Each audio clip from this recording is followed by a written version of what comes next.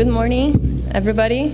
So I'm going to present my PhD topic titled Anemia During Pregnancy, the Effects on the Offspring. I am Isabel Amorim, dietitian and PhD student at the Center for Translational Medicine. I have a mission and I have a vision. Well, I have a vision that the pregnancy can have better outcomes through early detection of anemia and implementation of nutritional interventions. And my mission is to raise awareness among pregnant patients regarding the effects of anemia in their pregnancy. I have currently 3 specific goals that I'm going to achieve by a systematic review and a meta-analysis and also registry analysis. The first one is a systematic review and meta-analysis, and it's titled Investigating the Risk of Anemia and Pregnancy Outcomes. We know that anemia affects about 30% of people of childbearing age and approximately 37% of all pregnant individuals worldwide. It is a known risk factor for pregnancy outcomes. These pregnancy outcomes may increase the morbidity and mortality of these pregnant ladies and the child as well. Anemia in pregnancy is characterized by hemoglobin levels lower than 11 grams per deciliter in the first and third trimesters and lower than 10.5 in the second trimester. And it's stratifying into mild, moderate, and severe, according to WHO. These outcomes can be preterm delivery, for example, which is any live birth lower than 37 weeks of gestation with a prevalence for about 10% in the population. Small for gestational age, which are characterized by newborns with a birth weight lower than the 10th percentile for gestational age. And in intrauterine growth restriction, which is also characterized by impoverished fetal growth, and it can also have a fetal, maternal, and placental causes with a prevalence of 8 to 10%. Knowing these pregnancy outcomes, our aim is to identify the associations between anemia and these pregnancy outcomes. Our clinical question is, does anemia increase this frequency? And our population is pregnant patients. Our risk factors are anemia, and our outcomes of interest are preterm birth, spontaneous abortion, IUGR, and small for gestational age. We hypothesize that these ladies with anemia have a higher risk of having all of these outcomes, and of course we want to decrease the adverse pregnancy outcomes by identifying these patients and also giving the right nutritional interventions. We conducted a systematic search last year with 3 main domains of these being population, condition, and pregnancy outcomes, and we ended up with over 20,000 citations that we narrowed down to 201 papers included in our systematic review. Of course, not all of these papers were included in the meta-analysis, but we have many papers. For example, in preterm birth, we found a significant and clinically relevant result. We found that all these pregnant patients had 49 higher chances of having preterm birth when they were anemic. However, for intrauterine growth restriction and also for small for gestational age, we did not find any clinically nor significant results regarding this condition. We also found an association between severe anemia and the pregnancy outcomes. So when we assessed severe anemia, when we stratified this analysis, we found that preterm birth was also an outcome that was associated with almost 4 times higher risk for these anemic ladies, intrauterine growth restriction as well with almost 3 times higher risk, and perinatal mortality. So we also assessed stillbirth, neonatal mortality, and perinatal mortality when reported by the authors that almost led to 5 times higher risk for these pregnant patients to have a neonatal death in the end. Our conclusion is that maternal anemia is associated with the preterm birth, even when adjusted for confounders. No significant associations were found between the morbidity and small for gestational age and intrauterine growth restriction. And we found that severe anemia was a risk factor for all these investigated outcomes apart from small for gestational age.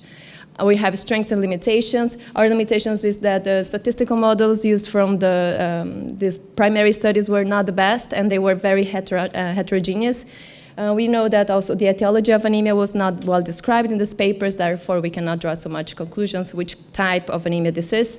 We also had a high heterogeneity in the population, many cutoff values, many different countries included, so that's why it was also one of the limitations.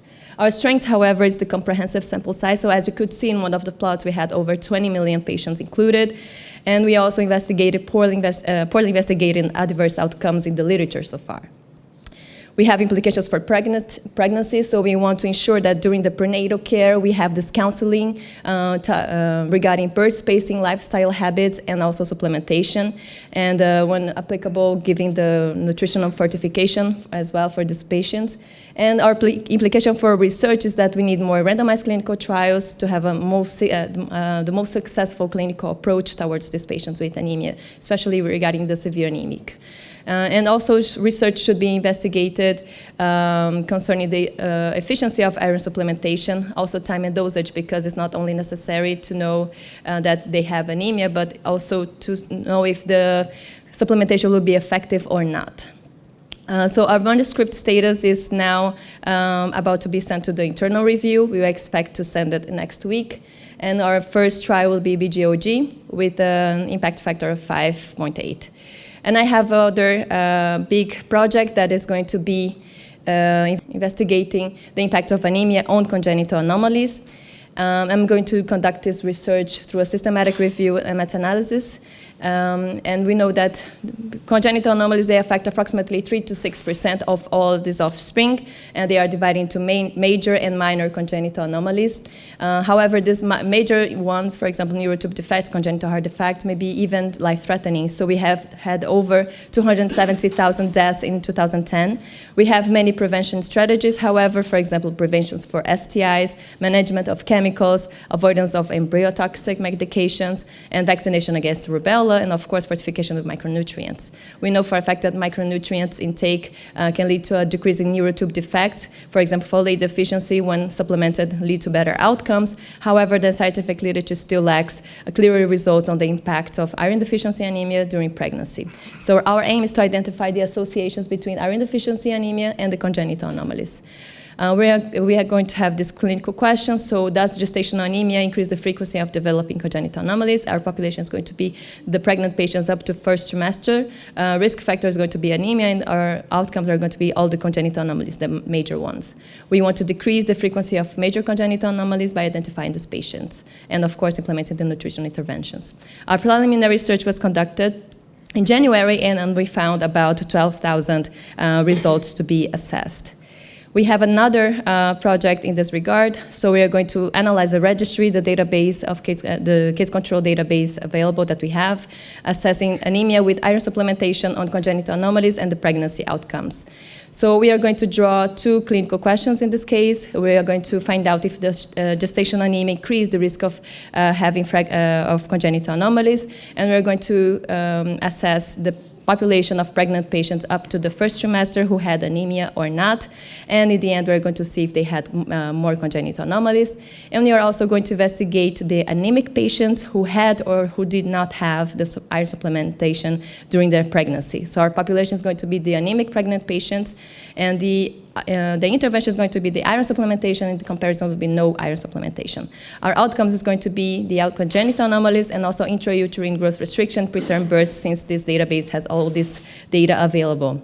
We hypothesize that these anemic pregnant patients have a greater risk of having babies with congenital anomalies when compared to the non-anemic. Our clinical and research implications to decrease the frequency of major congenital anomalies by giving optimal nutrition advice and treatment. So this is the summary of my projects. I have 3 ongoing projects that I plan to submit all of them this year. And the first one is going to be in February, the second in December, and the third, since it's just a registry analysis and we already have the data available, we plan to submit in June 2024. I would like to finish my presentation with a quote from Hypatia: "Reserve your right to think, for even to think wrongly is better than not to think at all." Thank you very much for your attention.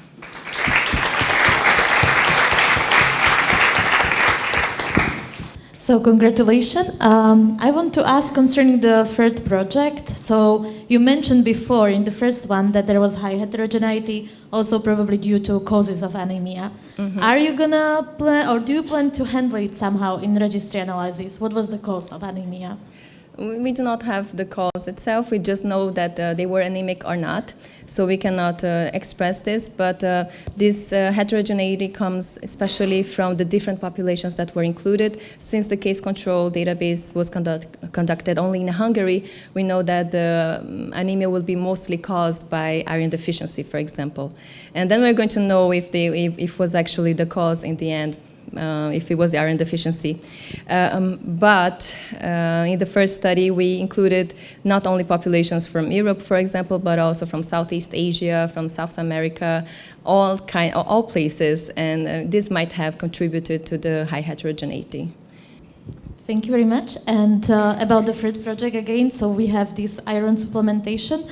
What about the other micronutrients? Because I suppose that a lot of pregnant females can take a lot of micronutrients. So how do you plan to handle these things? We have also data about the other supplementations, about also medications that they took. So we plan to also adjust for these supplementations as well. Congrats to a very nice presentation.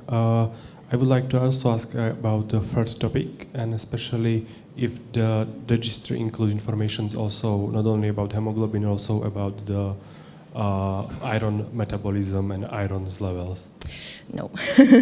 We are going to assess hemoglobin levels.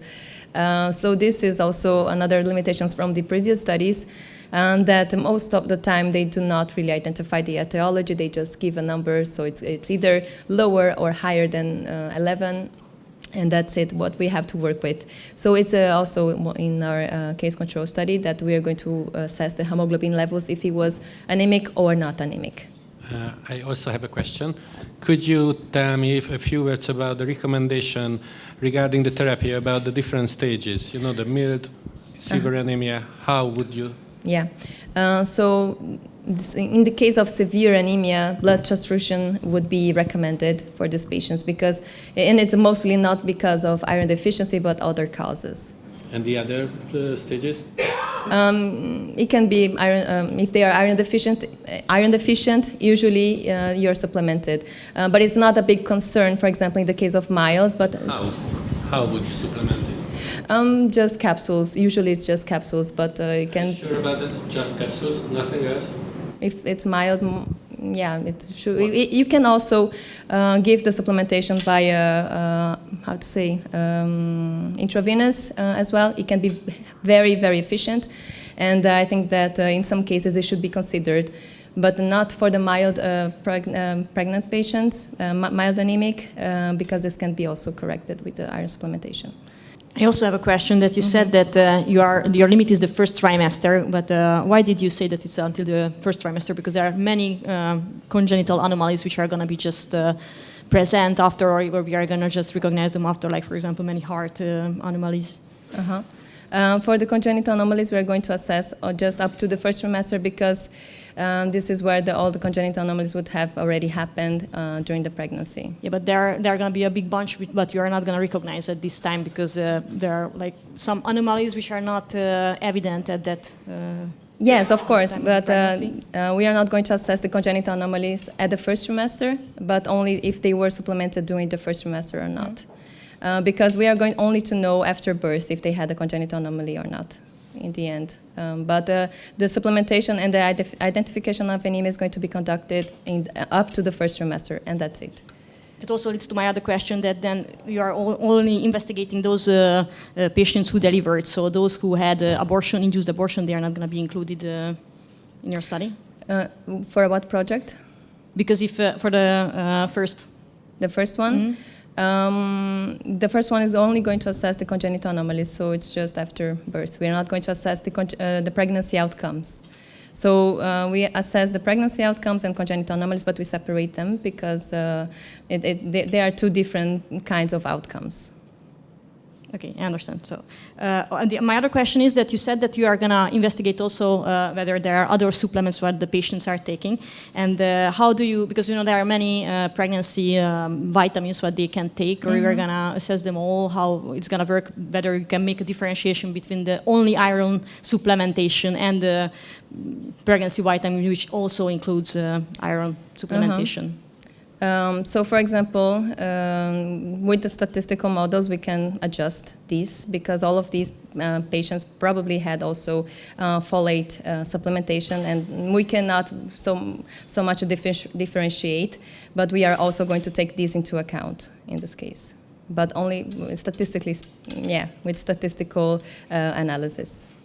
Okay, no, I'm just asking this because, you know, if they are saying that they are taking some pregnancy vitamin, you don't know whether there is iron unless you actually If it's a multivitaminic especially, yes, it's not because possible. It depends on the countries also. Okay, thank you very much.